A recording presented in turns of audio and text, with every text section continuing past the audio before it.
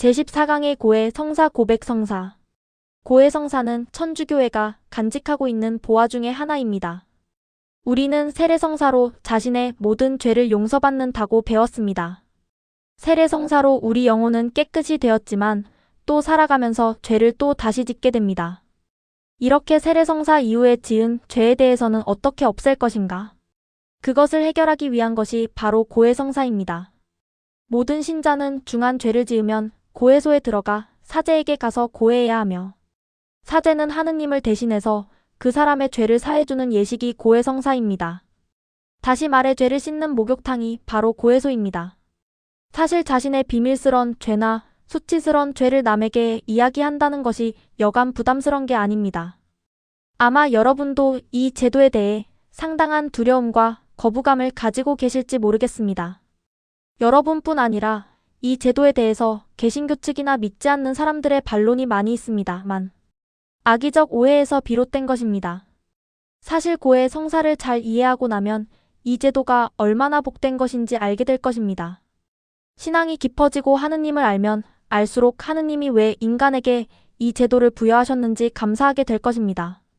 고해 성사는 교회가 임의로 만든 제도가 아닙니다.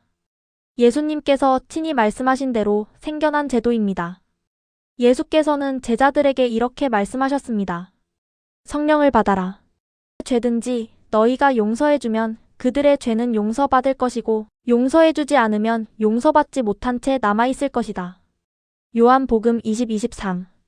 이 가르침은 결국 제자들에게 죄를 없애주는 권한을 주셨음을 의미합니다.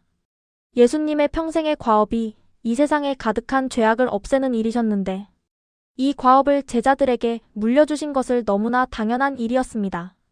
그래서 베드로에게 이렇게 말씀하시므로 그 권한을 분명히 주셨습니다.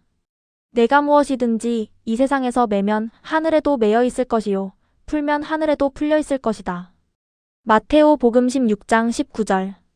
이토록 분명히 묻고 푸는 권한을 주었는데 무슨 말이 더 필요하겠습니까? 제자들은 이런 명령에 따라 예수님이 승천하신 후에 이 권한을 분명히 행사하셨습니다.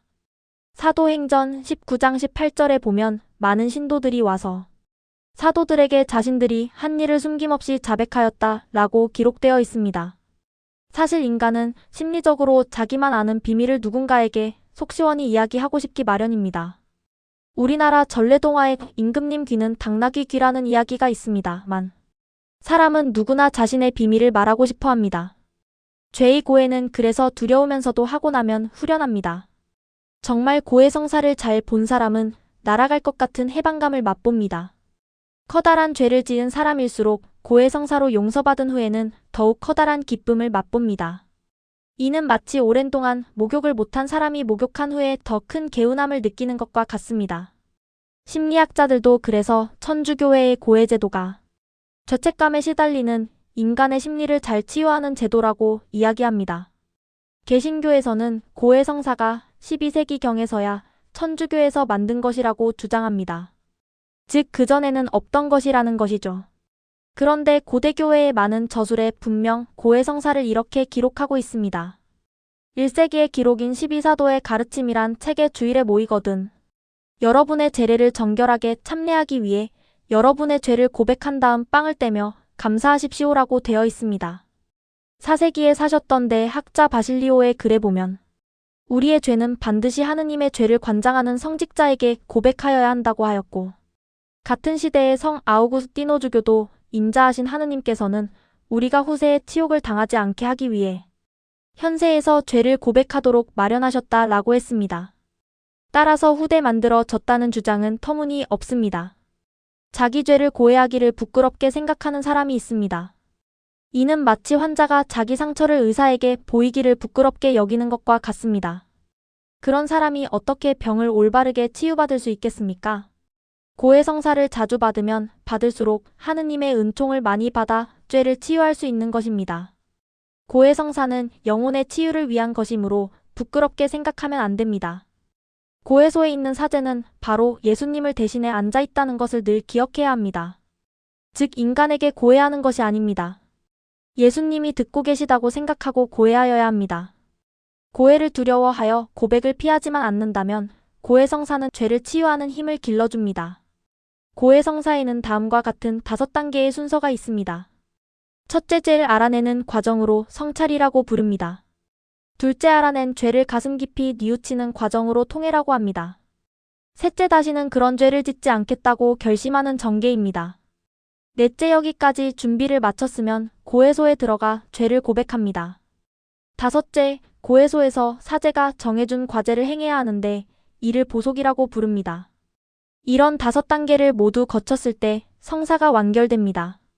그러면 그 하나하나의 단계를 좀 더 자세히 살펴보겠습니다. 성찰이란 죄를 찾아내는 과정입니다.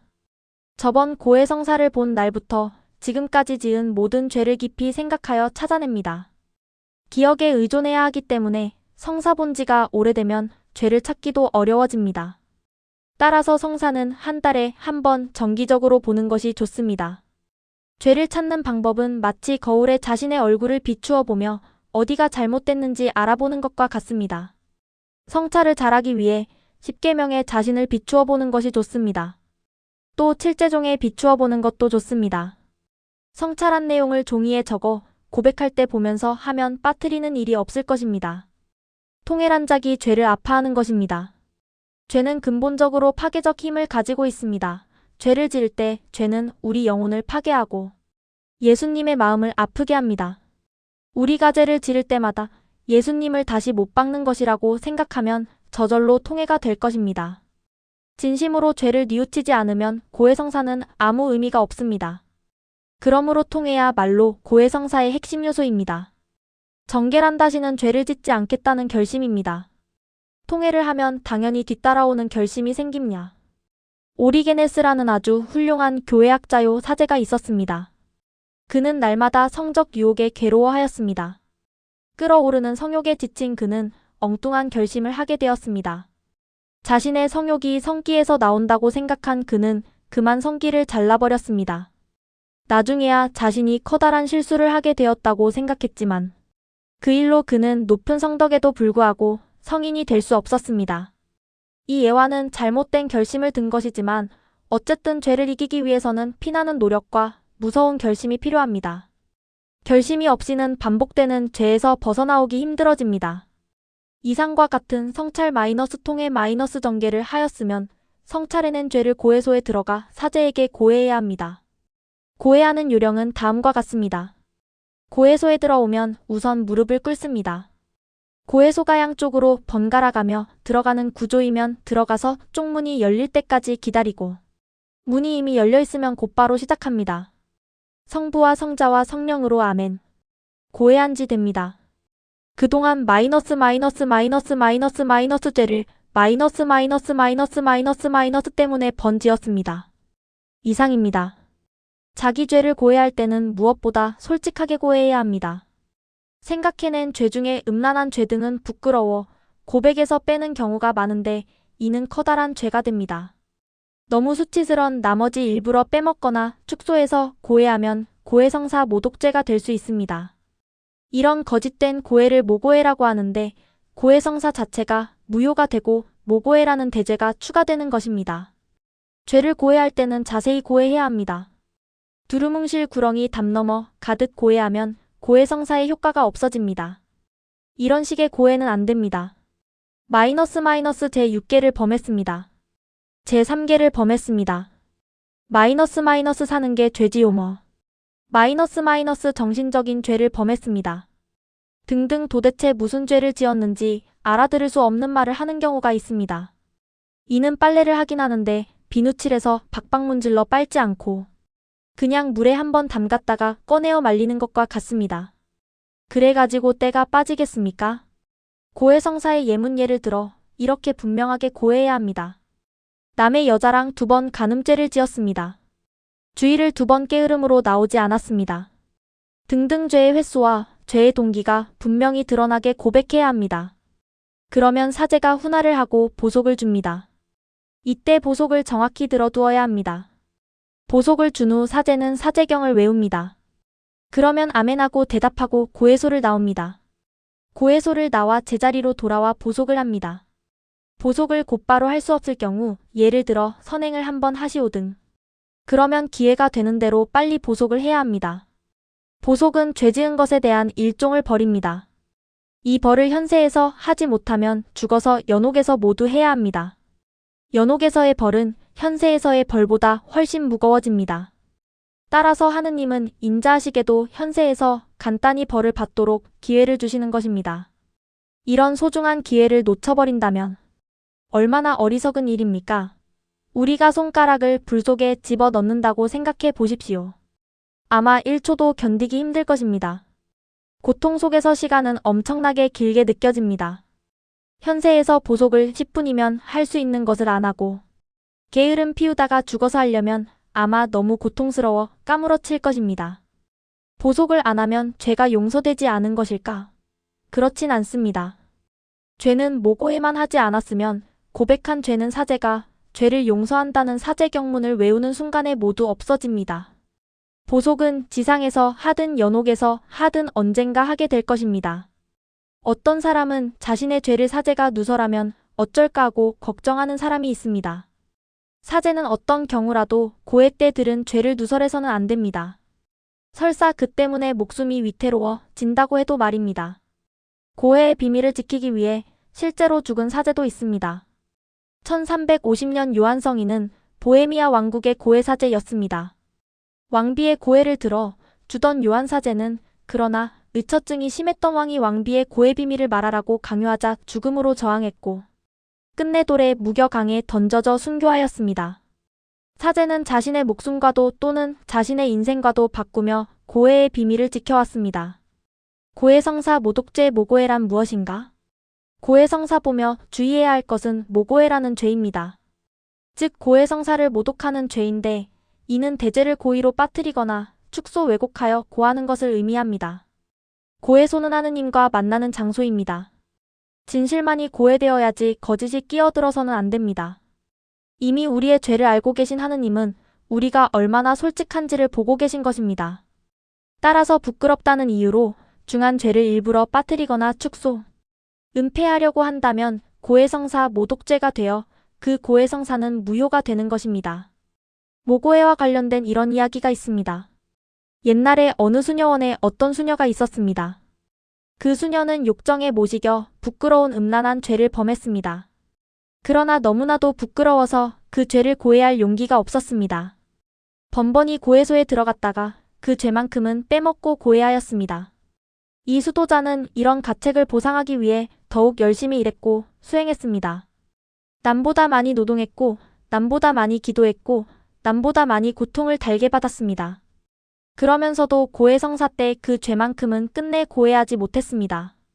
그녀는 겉보기에는 참으로 덕이 출중해 보여 수녀원장으로 추대되었고 누구나 살아있는 성녀라고 칭찬했습니다. 마침내 나이가 들어 죽었는데 모든 수녀들이 관 앞에 모여 연도를 하였습니다. 그런데 관뚜껑이 열리며 검은 연기가 피어올랐습니다. 그 수녀의 영혼이 괴로운 표정으로 나타났습니다.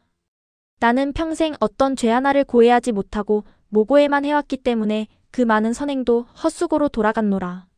내 영혼은 용서받지 못하고 지옥으로 끌려가오 하고는 사라지는 것이었습니다. 모고해가 얼마나 위험한지 일깨워주는 이야기입니다. 물론 사소한 소재는 고해하지 않아도 됩니다. 그러나 양심에 가책을 주는 중대한 죄를 알면서도 일부러 빠뜨리면 안 되는 것입니다. 그러면 얼마나 자주 고해성사를 보아야 할까요? 기간이나 횟수는 정해있지 않습니다. 대죄를 한 번이라도 지으면 바로 고해성사를 보아야 합니다.